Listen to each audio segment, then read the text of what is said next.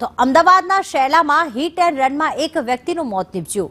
અજાણ્યા કાર ચાલકની અડફેટે મોપેડ ચાલકનું મોત નીપજ્યું છે।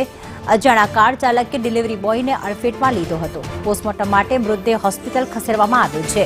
શેલામાં હિટ એન્ડ રનની ઘટના કે જ્યાં ડિલિવરી બોય જે મોપેડ ઉપર જઈ રહ્યો હતો, ગઈકાલે લગભગ રાત્રે 11 થી 12 વાગ્યાના સુમારે અકસ્માત સર્જાયો અને અકસ્માતમાં કાર ચાલકે મોપેડને ટક્કર મારી અને જેના જ કારણે સાફાન બિયાવરવાલાનું મોત નીપજ્યું છે। તેના મૃતદેહને હાલમાં પોસ્ટમોર્ટમ અર્થે સોલા સિવિલ હોસ્પિટલ ખાતે ખસેડવામાં આવ્યો છે। જિગ્નેશ અમારી સાથે જોડાઈ ગયા છે। જિગ્નેશ, શું આ કાર ચાલક જે છે તેને ટક્કરથી જ આ મોપેડ ચાલકનું મોત નીપજ્યું? શું તે નશામાં હતો?